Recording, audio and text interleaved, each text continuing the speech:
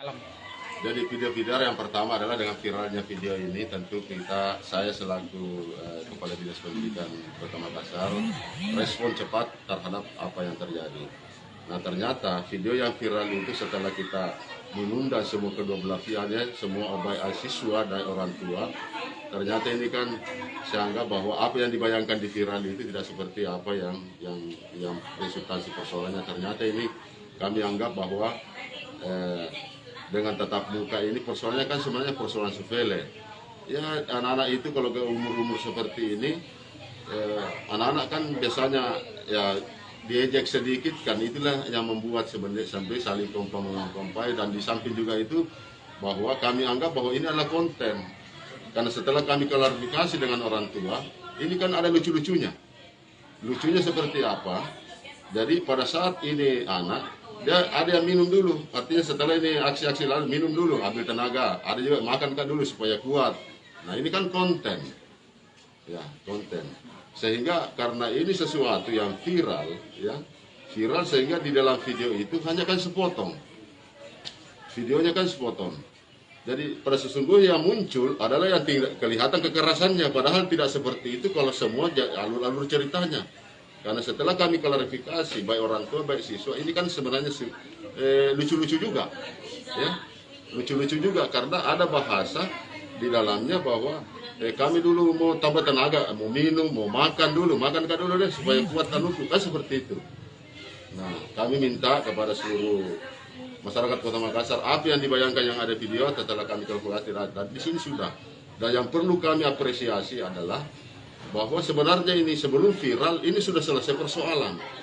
Kepala sekolah kenapa selesai? Karena memang kejadiannya tidak jauh dari area sekolah.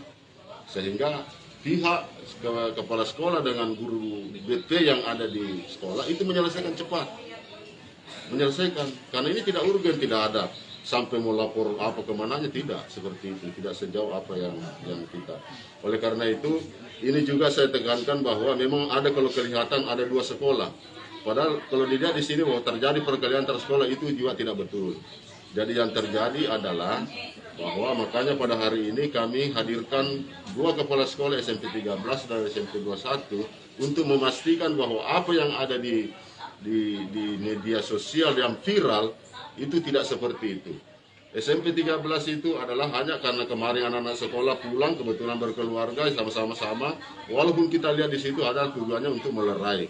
Artinya main ikut peran juga, tetapi tidak seperti bahwa pengakuan juga yang kami setelah kami klarifikasi tidak seperti itu, bahwa SMP 13 itu keterlibatannya tidak ada sama sekali untuk karena keluarga sama-sama menjemput, sama-sama pulang sekolah, karena SMP 13 dengan SMP 21 adalah lokasi satu kecamatan dan satu tidak berjauhan. Oke, yang berkelahi ini siapa Pak Kadis? Antara siapa? Yang mana? Yang membuat konten. Yang membuat konten ini adalah siswa SMP 21 semua. Jadi pelaku tidak ada sama sekali situ. Semua adalah konten ini adalah sama sekali murni dari SMP 21 yang merekam teman sekelas, jadi tidak ada bully ya, tidak ada kakak kelas, jadi ini sama-sama satu kelas, dia kelas 8 berarti dia kelas 2, berarti tidak ada antara kakak, kan biasanya itu yang terjadi bully itu adalah antara senior dengan junior, ini tidak ada, ini adalah sama. Sehingga yang membuat juga, itu juga yang membuat konten itu kan tidak sengaja menganggap mungkin lucu-lucu. Makanya kami juga sudah masuk semua kelas, beberapa kelas tadi kami sudah masuki, mengingatkan adik-adik kalau mau buat konten yang sifatnya memang prestasinya, bisa kan lucu-lucu. Ini kan yang menjadi kita ini yang tidak yang sehingga masyarakat berpandangan karena adanya tindakan kekerasan kelihatan tadi. Jadi kami sekali lagi saya ingin sampaikan kepada seluruh masyarakat Kota Makassar dan khususnya yang melihat video yang viral ini adalah tidak seperti apa yang terjadi. Di video itu kan ada pemukulan Pak Kadis. Ya. Itu seperti apa?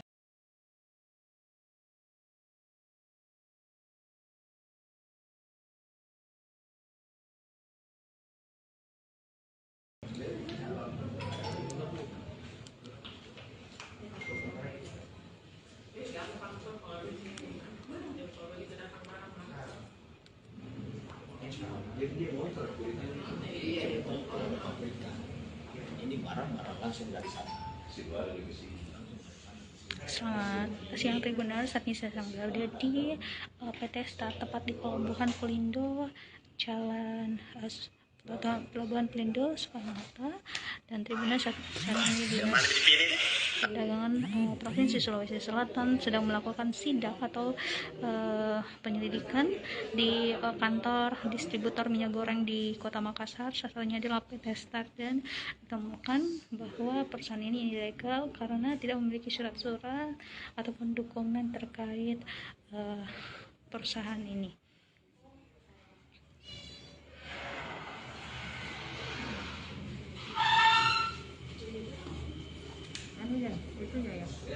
Iya, sampel ya.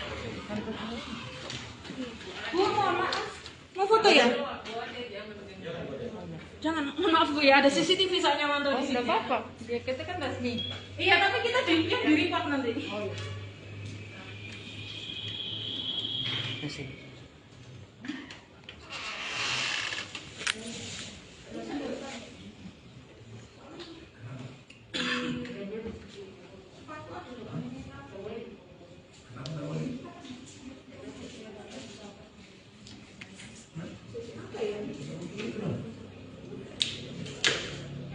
Pak Leonnya mana, Dek?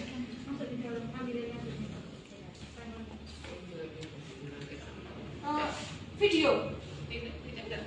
Jadi wartawan. Jadi begini deh, kita punya kewenangan untuk melakukan Iya. pemeriksaan di sini. Apa saya perlu jelaskan lagi deh kewenangannya? Pak Leon bisa minta KTP-nya sebentar. Kenapa dilarang, Kak? Saya yang kena CCTV. Karena persoalannya gini, saya punya kewenangan di situ melakukan pemeriksaan semuanya deh. Kami juga dari PPNS pemeriksaan barang beredar. Iya kami. Jadi kami punya kewenangan untuk melakukan penyelidikan semua, termasuk barang-barang yang disembunyikan begini. Kita tahu sebelumnya.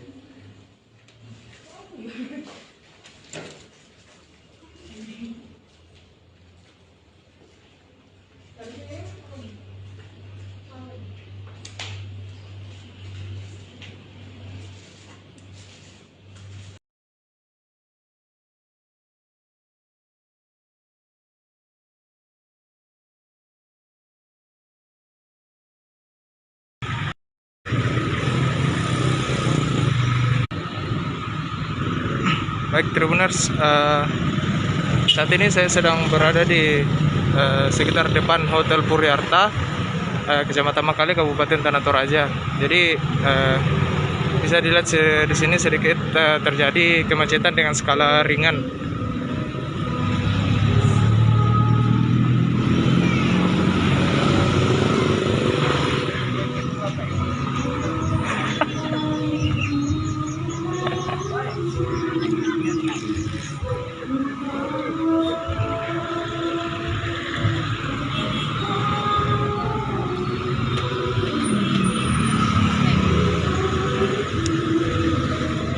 A la pena.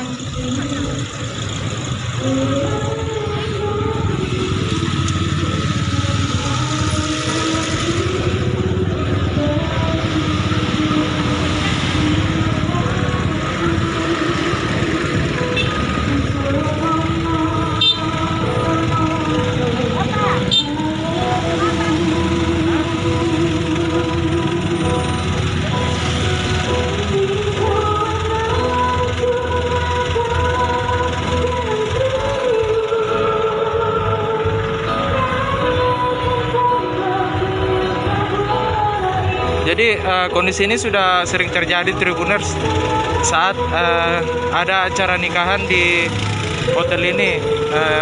Jadi pihak hotel tidak punya lahan parkir yang cukup sehingga beberapa warga atau tamu undangan memarkir kendaraannya di depan hotel yang mengenai badan jalan. Akibatnya jalan menjadi sempit dan menimbulkan kemacetan.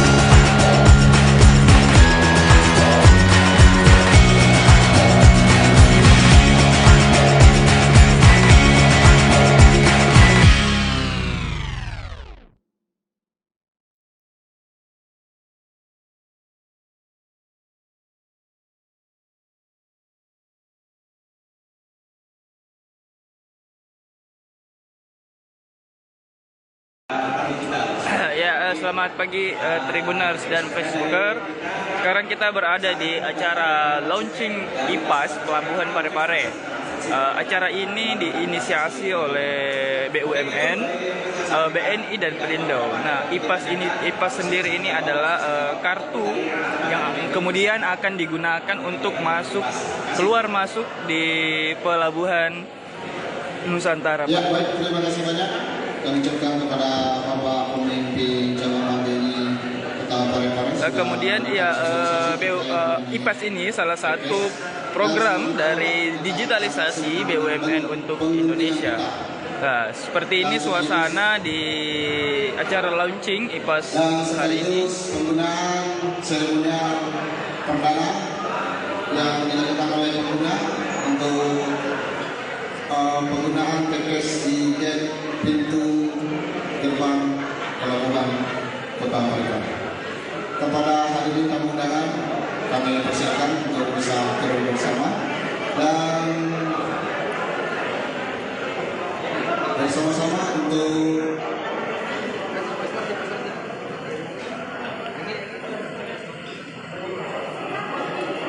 dan kami undang dengan hormat kepada hadirin sekalian tamu undangan. Nah, ya jadi sekarang untuk melakukan dan melihat pengguntingan kita dan penggunaan TPS perdana di gate pintu gerbang pelabuhan Kota Parepare. nah ini akan ada Makasih. Kegiatan pengguntingan kita dan penggunaan TPS di gate pintu gerbang pelabuhan Kota Parepare pada perhitungan dan jalan-jalan ini. Nah, ya ini kita menuju ke tempat di mana uji coba IPAS itu, teman-teman. Mari kita saksikan.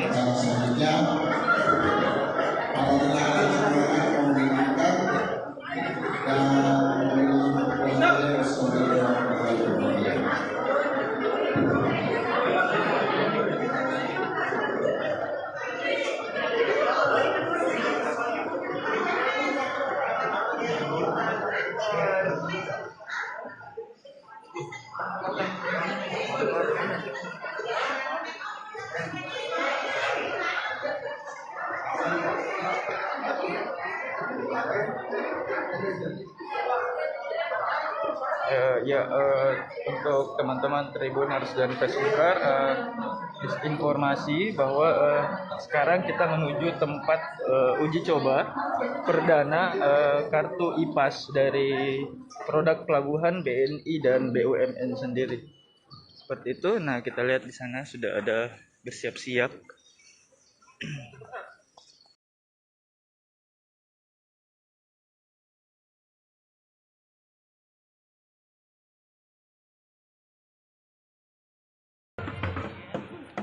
Ya, selamat siang.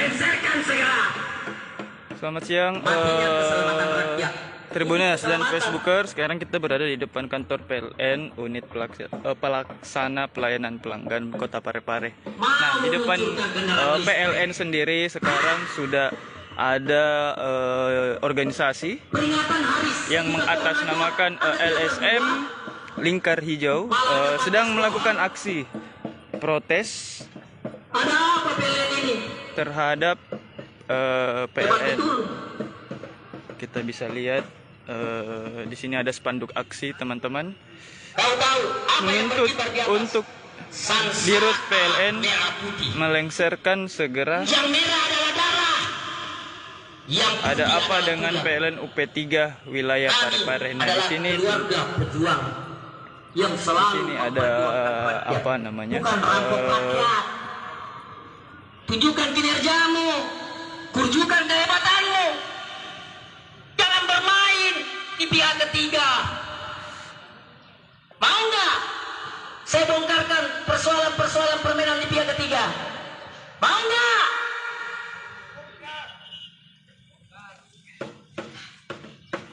Jadi di sini ada aksi demonstrasi oleh Lingkar Hijau yang sekarang melakukan aksi depan PLN. Tulis listrik mau nggak? Bayarnya sekian mau nggak? Mungkin. Dan juga sudah ada rombongan aksi yang membentangkan spanduk dan beberapa isu tuntutan yang dibawa. Pohon Seperti cuma kau laporkan kita di lihat jalan veteran, ini, kerja yang betul dong. tapi kau tangkas Yang sampai di atas. jangan rakyat jadi korban. Oh. Rakyat butuh keadilan, dan di Kau sini bilang juga sudah ada sampang di tengah jalan. apa namanya? Memangnya Kadang-kadang pare-pare punya secara PLN? simbolis Oh, maaf. mengartikan bahwa PLN sudah mati, seperti itu teman-teman Tribun dan Tebang Facebooka. pohon, takut. Nah, kita lihat salah satu yang berorasi. Saya berani karena sudah ada korban. Pohon 4.000 pohon yang sudah saya tanam. Kalau dilihat kantormu bagusnya, hasilmu.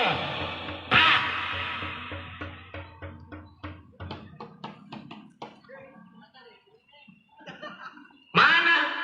Katanya berakhlak. Temui tamu, takut. Ya! Wajar diganti. Wajar dilengsarkan. Kalau perlu cuci gudang. Main memblokir. Main anak kecil.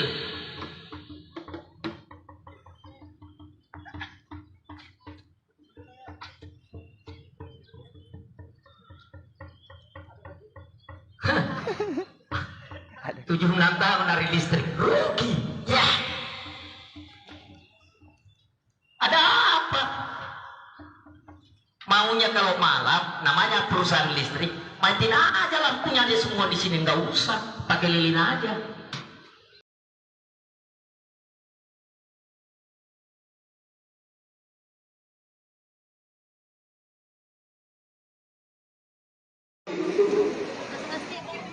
Suaranya masih apa? Kembali nggak fokus lagi. Oke, pertanyaan yang sama. Pak Kapolda hadir nanti di sini. Selamat pagi Tribuners, hari ini saya sudah berada di kantor wilayah BRI Kabupaten Maros, Sulawesi Selatan. Saat ini sedang ada vaksinasi massal yang digencarkan oleh Pemkab Maros untuk meningkatkan capaian vaksinasi massal. Nah, Tribuners, di sini ada beberapa jenis vaksin seperti vaksin Moderna dan juga Sinovac, Tribuners. Sini juga bisa bagi masyarakat yang ingin melaksanakan vaksinasi tahap pertama dan kedua bisa langsung datang ke sini. Selain di sini Tribuners, ada 23 titik lainnya yang dilakukan vaksinasi massal, salah satunya di Desa Sombalia. Di sini juga ada, dan ada pula di setiap puskesmas yang ada di Kabupaten Maros. Seperti biasa Tribuners, untuk sebelum menjalani vaksin, kita sebelumnya harus melakukan pemeriksaan kesehatan terlebih dahulu, seperti tensi darah, tekanan darah, dan juga beberapa hal yang lainnya. Obat apa? Obat apa? Oh, herbal. Ini ada riwayat kita. Dari riwayat ini berarti kita atau dari kita tahu. Dan baru tahu ini bisa divaksin ya, tapi nanti habis dari sini saran saya berobat ke puskesmas karena tekanan darah itu harus dikontrol. Kalau tidak dikontrol nanti makin lama banyak di buruknya dari darah tinggi. Ini petugas keamanan melakukan pemeriksaan kesehatan terlebih dahulu, kemudian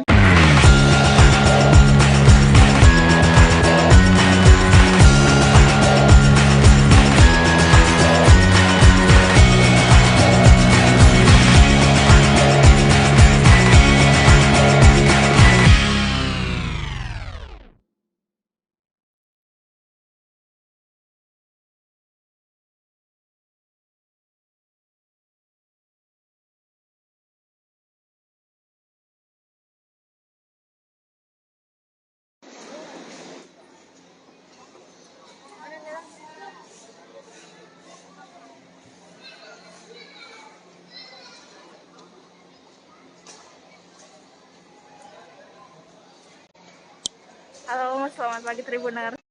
Hari ini saya sudah berada di Pasar Terapung Maros. Saat ini saya sedang memantau harga sembako yang ada di pasar ini. Nah, dari hasil pantauan saya ada beberapa bahan pokok yang mengalami kenaikan. Salah satunya adalah minyak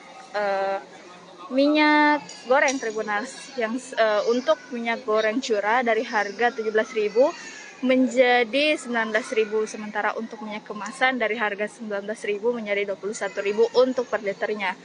Tak hanya itu Tribuners, bawang juga mengalami kenaikan dan juga ada asam serta gula Tribuners. Dan yang cukup tinggi kenaikannya adalah telur ini Tribuners. Jadi telur yang biasanya bisa dibanderol dengan harga 40.000 per rak, ini menjadi 50.000 per raknya. Kemudian yang juga mengalami kenaikan adalah ayam Tribuners. Ayam yang sebelumnya bisa dibanderol dengan harga 50.000 naik menjadi 60.000 per ekornya. Nah Tribuners, cukup signifikan memang. Namun untuk stoknya ini masih aman. Tapi memang untuk kenaikannya ini tidak bisa dihindari karena memang untuk telur katanya kemarin dari pengakuan pedagang itu mengatakan bahwa kemarin ada kebutuhan bansos begitu Tribuners, sehingga ini ada kelangkaan telur. Sementara untuk minyak memang sudah mengalami kenaikan sejak beberapa bulan kemarin. Bahkan kata pedagang kemarin, kata pedagang Tribuners, untuk minyaknya ini yang sebelumnya orang-orang lebih senang menggunakan minyak kemasan, ini beralih menjadi minyak curah karena harganya yang lebih murah dan juga lebih tahan lama jika dibandingkan dengan minyak kemasan.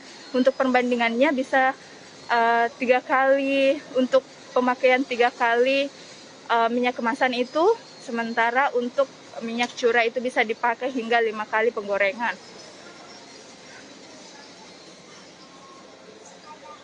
Tribuners, nih,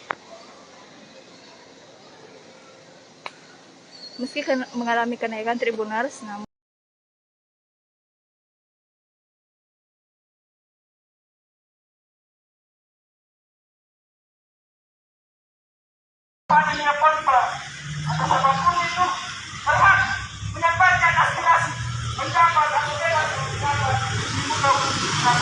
ya, saat ini saya sedang berada di depan kantor Dinas Pariwisata Kabupaten Jeneponto, Sulawesi Selatan. Nah, di mana di kantor ini telah diselenggarakan aksi demonstrasi oleh Front Aktivis Mahasiswa Indonesia atau FAKSI. Nah, dimanapun tuntutan dari pelaksanaan aksi ini bahwa ada sejumlah destinasi wisata di Jeneponto yang mandek pemeliharaannya. Nah, seperti ini tuntutan para maksa aksi. Jadi, kita sampaikan bahwa kita tahu perjuangan itu salah bentuk perjuangan saudara-saudaraku sekalian. Karena menjadi seorang demonstran adalah setiap lari dari bentuknya segala perjuangan. Ketika teman-teman larinya segala perjuangan itu sebagai bentuk pengkhianatan saudara-saudaraku sekalian. Dan seperti saya sampaikan bahwa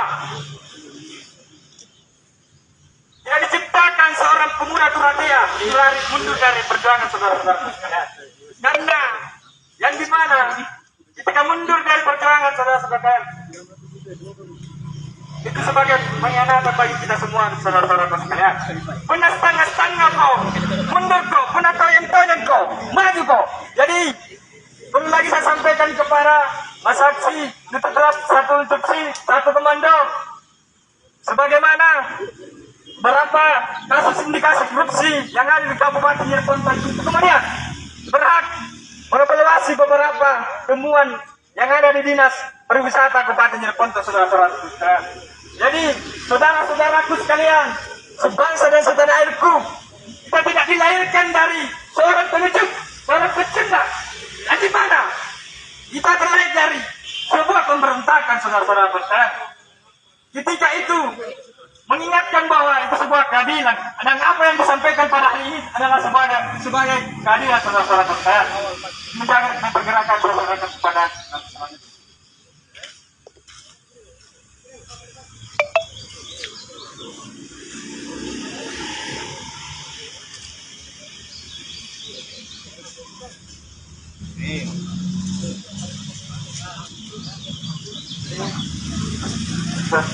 jadi nanti saya kepada teman-teman terus satu komando bisa sebentar lagi kita akan masuk untuk audiens.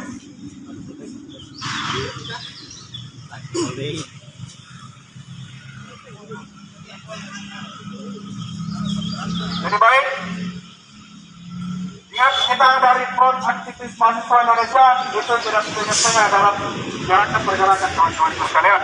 Karena berangkat daripada itu, adapun temuan-temuan yang kita rasa itu sangat merugikan rakyat, terlebih khususnya di Kabupaten Jeneponto kawan-kawan sekalian. Karena berangkat daripada itu adanya kegiatan yang dimana terjadinya pelatihan komando wisata yang dimana itu tidak sesuai dengan yang rakyat inginkan kawan-kawan sekalian, dan dimana di situ membutuhkan banyak anggaran, tetapi apa daya itu kemudian tidak sesuai kawan-kawanku sekalian. Jadi itu menjadi perjalanan saya bawakan orang tersebut.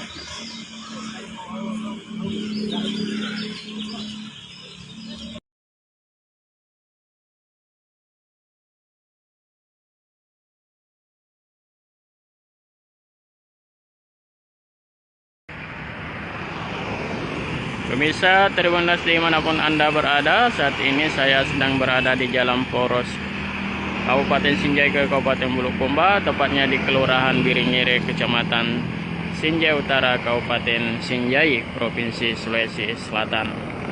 Nah, di depan ini saya berada di depan patung kuda Mangotong, Kelurahan Biringire, Kecamatan Sinjai Utara. Kita akan lihat di dalam penampakannya. Seperti ini, kurang terawat dengan baik. Taman ini sangat sepi dari pengunjung pemirsa. Rumput-rumput mulai tumbuh di sekelilingnya.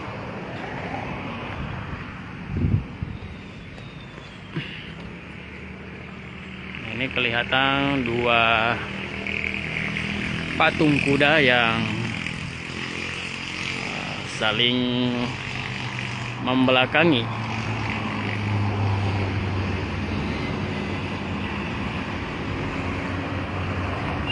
Beberapa sampah yang sengaja dibuang oleh pengunjung. Nah, ini dia, cukup gagah perkasa kudanya.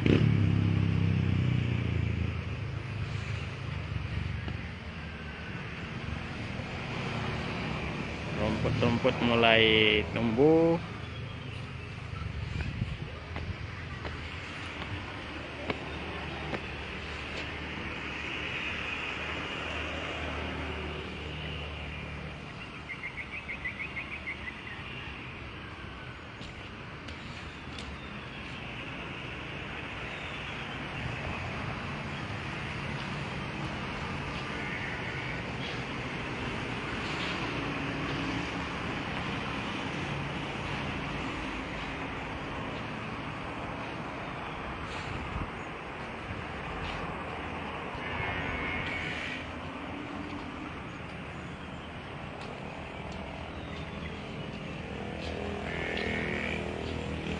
Ada di bagian belakang ini tempat pembakaran sampah.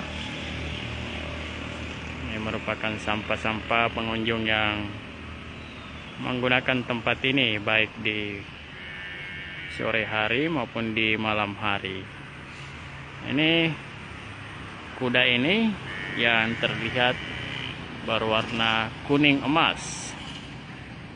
Nah, menurut dari salah seorang budayawan Sulawesi Selatan, budayawan Kabupaten Sinjai asal Kabupaten Bulukumba bernama Mohanes, menjelaskan bahwa Kabupaten Sinjai salah satu daerah di Kabupaten di Sulawesi Selatan ini, salah satu kabupaten yang menggunakan simbol kuda pada lambang daerah. Nah, ternyata simbol kuda ini merupakan simbol perjuangan, simbol yang digunakan oleh para pejuang, para kerajaan. Ada beberapa kerajaan di masa lalu di daerah ini, di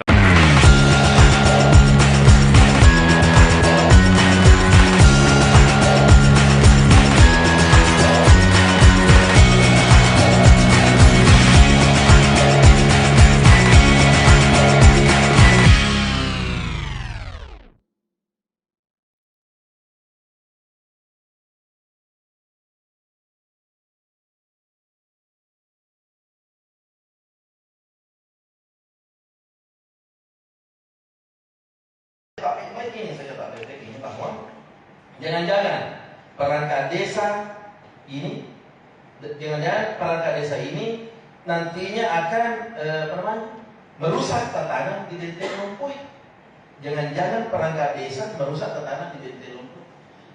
Kalau ini jangan-jangan ini, tuan kan apa kira-kira potensinya sekretaris desa menjadi bahan evaluasi kita yang akan merusak Dente Lumpuy? Itu dia alasan pemberhentiannya. Kalau tuduhan-tuduhan seperti ini tidak mampu dinarasikan secara tertulis, tuduhan tidak berdasar namanya. Halo, selamat sore Tribunner. Saat ini sedang berlangsung penyampaian aspirasi dari Pelita Hukum Independen terkait pemberhentian 5 aparat desa di Desa Benteng Lompo, Kecamatan Sabamparu, Kabupaten Wajo. Menuangkan dalam bentuk tertulis itu artinya tidak ada apa-apa. Hanya kekhawatiran Pak Desa saja yang seolah-olah tidak mampu bekerja sama. Nah, 2 orang yang tidak mau bekerja sama dengan Pak Desa itu sudah mengundurkan diri, Pak. Yang lainnya menyatakan kesediaannya. Buktinya mereka mengakui dengan baik Pak Desa sampai detik ini, ya Pak Desa tidak mampu menyampaikan kesalahan pada Iqbal Lima. Tidak ada. Nah, jadi gampang sekali diuji permasalahan di desa ini. Apa batu ujinya? Tetap peraturan bupati, dan saya berkeyakinan ini perda ini dibuat oleh 40 anggota DPRD Kabupaten Wajo, mewakili seluruh rakyat Kabupaten Wajo, melibas kepentingan kepala desa dan 5 orang tadi yang dibicarakan ini. 40 anggota dewan Pak Didi ini sudah. Kemudian peraturan bupati ini dibuat oleh bupati yang memenangkan, bukan pilkada serentak Lombok, memenangkan pilkada bupati Kabupaten Wajo. Masa kita membilang Pak Bupati beserta perangkat hukumnya bodoh membuat aturan sehingga tidak mampu menyelesaikan persoalan di Desa Lombok? Saya tidak berani mengatakan itu. Catatan terakhirnya adalah bilang tadi Kota Jawa, ini kesalahan administrasi, mari kita perbaiki. Siapa yang mampu perbaiki ini? SK Kepala Desa. Hadirkan orang hukum yang mampu memperbaiki SK Kepala Desa ini yang tanpa rekomendasi jabat. Kalau dijadikan rekomendasi jabatnya sekarang, ya proses kecanduan itu para bilang tata usaha negara, dan ini Pak ada banyak. Terakhirnya ada kepidananya ini. Aja mempidana peraturan daerah kalau dilanggar. Ada yang mampu memperbaiki? Kalau saya tidak mampu memperbaiki aturan. Yang jelasnya SK yang keluar ini menyalahi aturan, semakin ditopang administrasi yang tidak sesuai dengan aturan, semakin salah langkah kita. Jadi tidak ada kata lain. Keputusan yang kemarin ini dengan legowo Pak Desa kita minta cabut ini keputusan, kalau pun berhentikan, ajukan pelanggaran mereka. Apa sih yang tidak bisa sejalan dengan Pak Desa ini? Yang selanjutnya dimintakan rekomendasi kepada Jawa. Saya pikir 6 menit saya pakai tidak saya begini. Jadi kurangnya mohon maafkan. Assalamualaikum warahmatullahi wabarakatuh. Waalaikumsalam.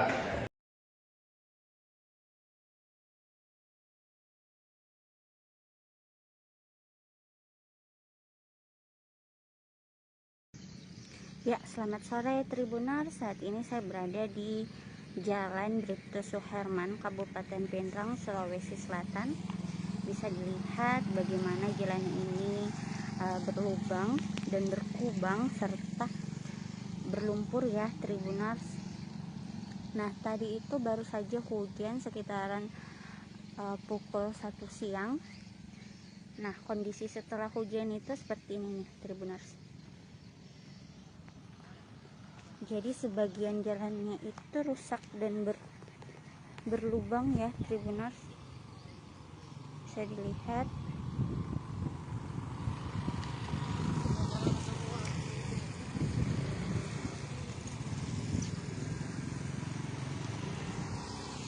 Ini kedalamannya lumayan ya Tribuners. Bagi warga Pinrang yang lewat sini harap hati-hati, karena saat ini lubang-lubangnya dipenuhi air ya Tribuners. Jadi kita tidak tahu kedalaman dari lubangnya itu sendiri. Bisa dilihat. Nah saat ini ada mobil yang melintas, bahkan mobil tersebut memilih jalan yang di pinggir-pinggir saja Tribuners.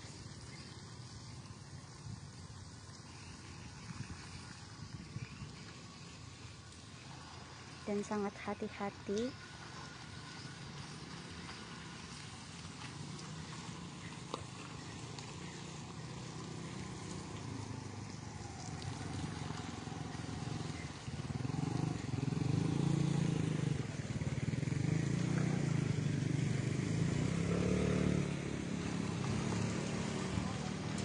Nah lihat nih Tribuners.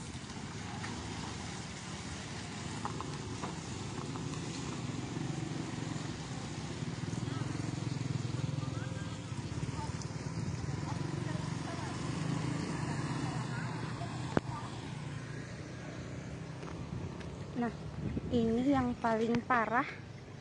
Sini sangat parah ya Tribuners. Lubangnya sangat besar dan hampir seluruh jalanan berlubang. Nah bisa dilihat orang-orang hanya lewat pinggir-pinggir ya.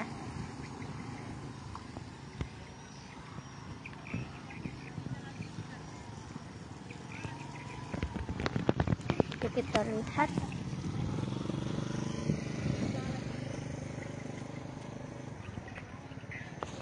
Harap hati-hati jika lewat di sini. Harap di pinggir saja Tribuners, karena ini sangat dalam.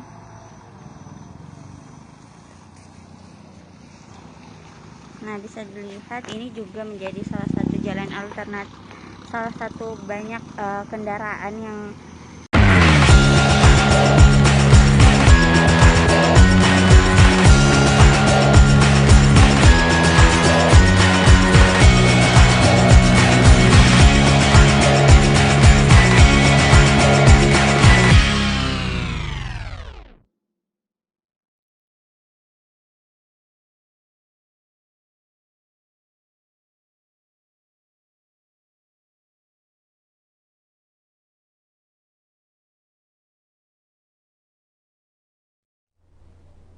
Ya, halo Tribuners, selamat siang. Anda kembali menyaksikan program Live Report on the Spot dan tentu saja edisi Selasa 11 Januari 2022. Siang ini kami akan menyajikan informasi menarik, berita faktual dan yang akan dilaporkan secara langsung oleh reporter Tribun Timur dari berbagai daerah. Bersama saya Gina Naulia, inilah Live Report on the Spot selengkapnya. Baik Tribuners, informasi pertama datang dari Kota Makassar, di mana KONI Makassar buka pendaftaran bakal calon ketua. Komite Olahraga Nasional Indonesia KONI Kota Makassar membuka penjaringan bakal calon atau balon ketua periode 2022 sampai dengan 2026. Nah, pendaftaran balon ketua KONI Makassar dibuka hari ini, Senin 10 Januari 2022, hingga Rabu 13 Januari 2022. Hal ini disampaikan oleh Sekretaris Tim Penyaringan Mangkana saat ditemui di kantor KONI Makassar, tepatnya di Jalan Kerung-Kerung pada Senin 10 Januari 2022. Hari ini dibuka pendaftaran 10 sampai 13 Januari 2022, katanya. Untuk itu, kita akan mendengarkan langsung laporan dari rekan Kaswadi Anwar. Halo, selamat siang rekan Kaswadi. Selamat siang, rekan Kinan. Baik, bisa Anda jelaskan sudah berapa bakal calon ketua yang mendaftar? Ya, kita ketahui bersama bahwa KONI Makassar telah membuka pendaftaran bakal calon ketua KONI Makassar periode 2022-2026 pada Senin 10 Januari 2022 hingga pada Rabu 13 Januari 2022. Mereka melakukan pendaftaran, membuka pendaftaran bakal calon ketua KONI ini dalam rangka pemilihan ketua KONI nantinya yang akan dilaksanakan pada musyawarah olahraga kota yang akan berlangsung pada 21 dan 22 Januari 2022. Hingga hari ini masih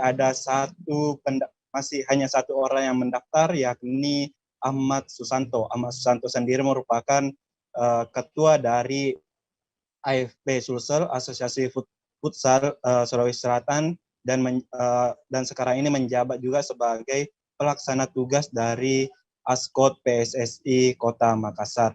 Kemarin ia mendaftar sekaligus mengembalikan formulir bersama dengan 36 cabang olahraga yang mendukung dia sebagai bakal calon ketua KONI Kota Makassar pada periode mendatang. Sekian rekan Kinan. Ya, setelah pendaftaran, apa tahapan selanjutnya rekan Kaswadi? Ya, setelah dilakukan tahapan pendaftaran pada 10 dan hingga 13 Januari mendatang akan dilakukan proses verifikasi terhadap berkas bakal calon ketua KONI Makassar periode 2022-2026 pada tanggal 14 Februari. Selanjutnya itu akan dilakukan masa sangga pada tanggal 17 hingga 18, kemudian dilaksanakan musyawarah kota pada 21 hingga 22 Januari mendatang. Ya, sekian rekan Kina. Ya, bagaimana jika hanya ada satu calon yang mendaftar? Bagaimana ke depannya, rekan Kaswadi? Ya, untuk sekarang sebenarnya sudah bisa dipastikan hanya satu calon yang akan mengikuti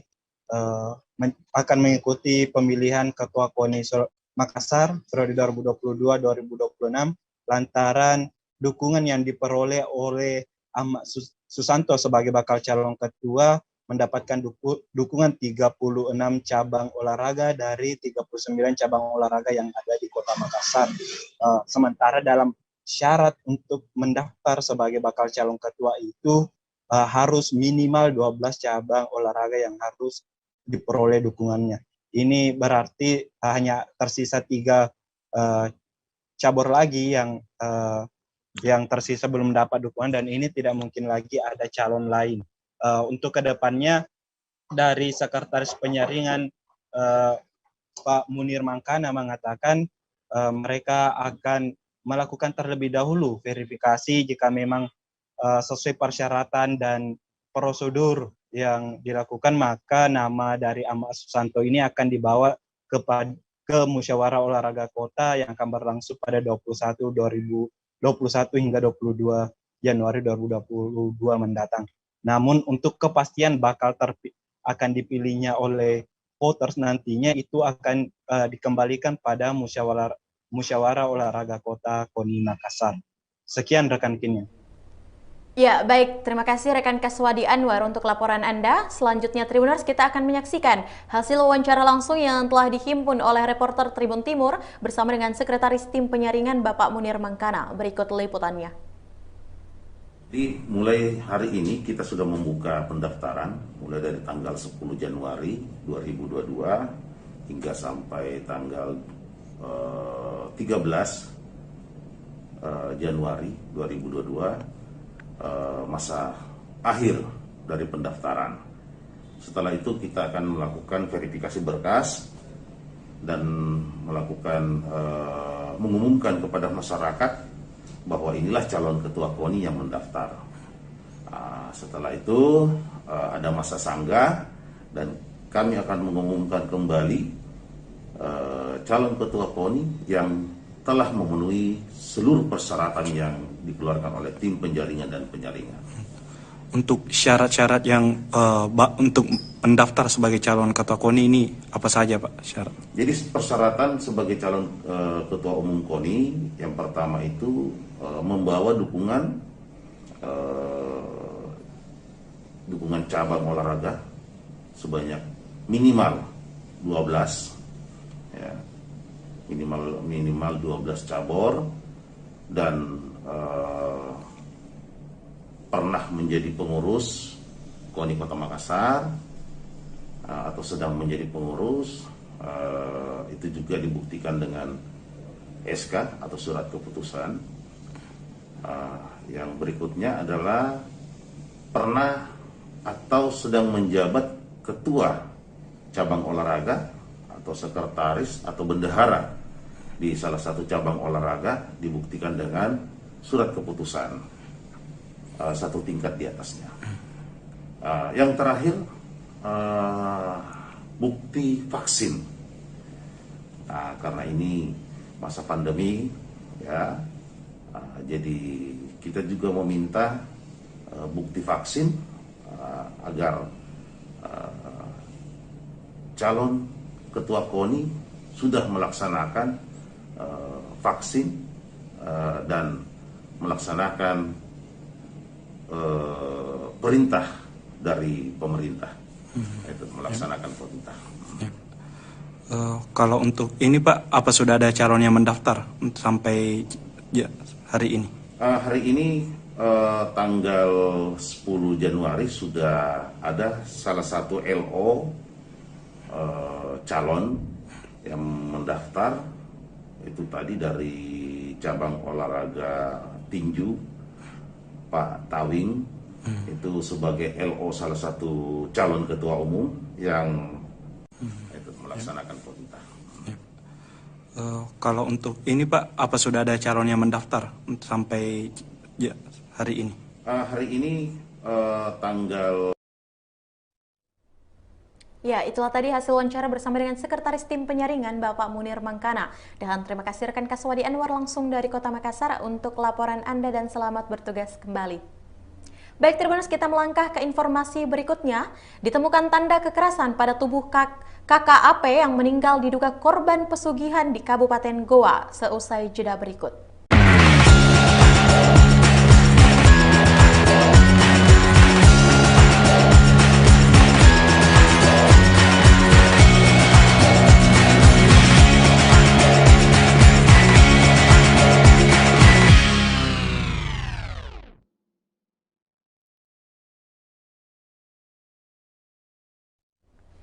Ya, baik Tribuners, terima kasih Anda masih setia menyaksikan program Live Report on the Spot dan tentu saja kembali lagi bersama saya Kinan Aulia. Informasi berikutnya datang dari Kabupaten Goa di mana ditemukan tanda kekerasan pada tubuh KKAP yang meninggal diduga korban pesugihan di Kabupaten Goa. Berdasarkan hasil autopsi terhadap korban dugaan pesugihan dan Disa Putra alias DS 22 tahun, dinyatakan ada tanda-tanda kekerasan. Dan Disa Putra adalah kakak bocah berinisial AP, 6 tahun. Keduanya diduga kuat merupakan korban pesugihan oleh kedua orang tuanya, paman dan kakeknya. Dan Disa Putra meninggal sehari sebelum adiknya berinisial AP hendak dicongkel batu matanya. Kasat Reskrim Polres Goa AKP Bobi Rahman mengatakan kasus terhadap korban Dandi sementara dalam proses. Kasus meninggalnya Dandi ini telah masuk pada tahapan sidik. Untuk informasi lebih lengkapnya kita sudah terhubung bersama dengan rekan Sayyid Sulfadle. Halo, selamat siang rekan Sayyid. Siang. Ya, boleh Anda jelaskan bagaimana awal mula kasus dugaan pembunuhan ini bisa terungkap? Diketahui kasus ini terungkap setelah adik dari Dandi atau yang berinisial AP itu hendak dicongkel matanya. Terus terungkapnya kasus kematian Dandi yang diduga dibunuh ini menjadi korban pembunuhan karena penyebab kematiannya dianggap janggal. Seperti dari beberapa saksi mata yang berada di tempat kejadian perkara atau TKP itu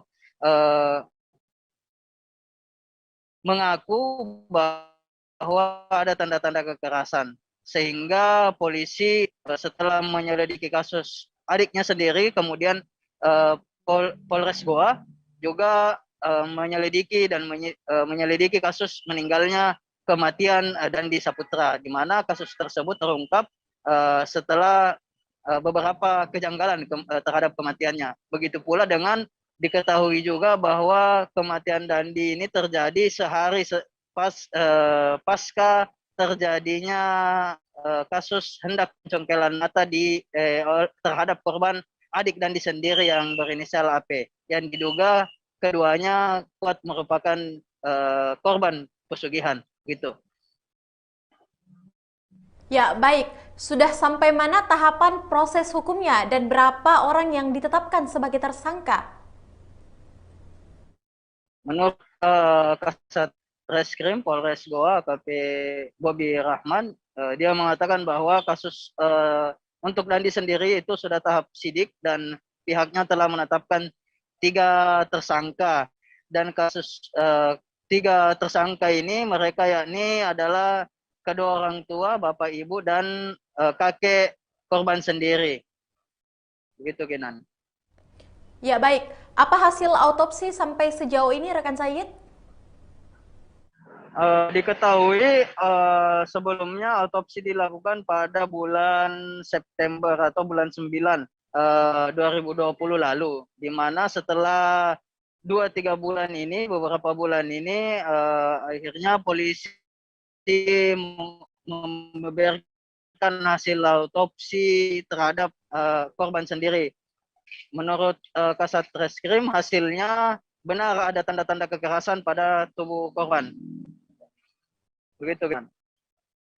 Ya, baik rekan Said Sulfadli untuk informasi yang telah Anda sampaikan. Selanjutnya Tribuners, kita akan menyaksikan hasil wawancara langsung yang telah dihimpun oleh reporter Tribun Timur bersama dengan Kasat Reskrim Polres Kabupaten Goa AKP Bobi Rahman. Berikut liputannya. Yang kan kakaknya itu kan beda perkara ya? Ya, itu juga proses sidik. Tapi itu berjalannya kita dahulukan dulu yang congkel mata. Jadi itu sudah proses sidik juga dan sudah ditetapkan tersangka untuk 3 orang. Kalau 3 orang itu siapa-siapa saja? Ibu, bapak, dan kakek. Kakek yang jadi tersangka itu. Ya. Itu berarti beda perkara sama ya, si adiknya itu. Ya. Untuk hasil autopsinya bagaimana? Apakah memang ada tanda-tanda kekerasan? Ada itu tanda-tanda. Ada tanda kekerasan. Sejauh mana penyelidikannya, Pak? Tersangka untuk 3 orang. Kalau 3 orang itu siapa-siapa saja? Ibu, bapak, dan kakek. Kakek yang jadi tersangka itu. Ya. Itu berarti beda perkara sama ya, si adiknya itu. Ya. Untuk hasil autopsinya bagaimana? Apakah memang ada tanda-tanda kekerasan? Ada itu tanda-tanda. Ada tanda kekerasan. Sejauh mana penyelidikannya, Pak? Untuk kita? Sudah sidik. Hasil wawancara bersama dengan Kasat Reskrim Polres Kabupaten Goa AKP Bobi Rahman, dan terima kasih rekan Said Sulfadli langsung dari Kabupaten Goa untuk laporan Anda, dan selamat bertugas kembali. Baik Tribuners, jangan kemana-mana, seusai jeda berikut kita akan kembali dengan informasi selanjutnya.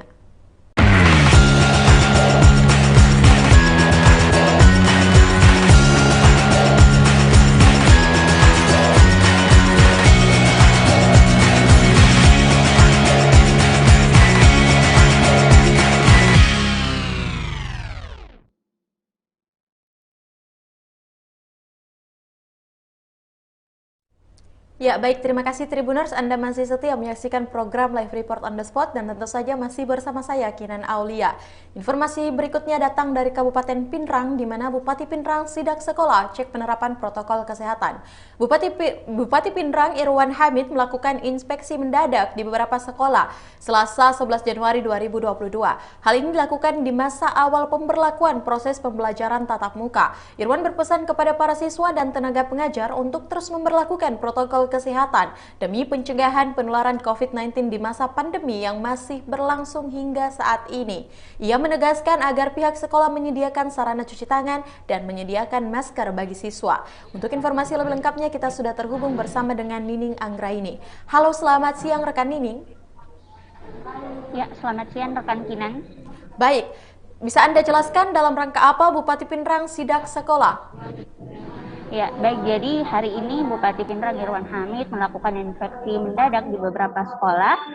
Dalam hal ini dilakukan di masa awal pemberlakuan proses pembelajaran tatap muka tahun 2022 tahun 2022, di mana inspeksi mendadak sekolah ini diberlakukan untuk melihat apakah siswa dan tenaga pengajar di sekolah menerapkan protokol kesehatan, mengingat saat ini Kabupaten Pindrang berada di level 2 penyebaran COVID-19. Seperti itu rekan Kinan. Sekolah apa saja yang disidak rekan Nini? Ya, baik. Jadi sekolah yang disidak yakni dari mulai jenjang sekolah dasar, SMP, dan SMA. Di antaranya itu SMA 1 Pindrang, SMP 2 Pindrang, dan SD yang berada di daerah Rubae. Ya, imbauan Bupati Pindrang ke pihak sekolah dan siswa seperti apa? Baik, jadi pada saat melakukan inspeksi mendadak ini, Bupati Pindrang Irwan Hamid menegaskan bahwasannya pada saat siswa datang ke sekolah itu wajib mengenakan masker, serta saat masuk di kelas itu harus mencuci tangan terlebih dahulu, kemudian baru bisa dilakukan proses belajar mengajar. Nah, Irwan Hamid juga mengimbau kepada tenaga pengajar agar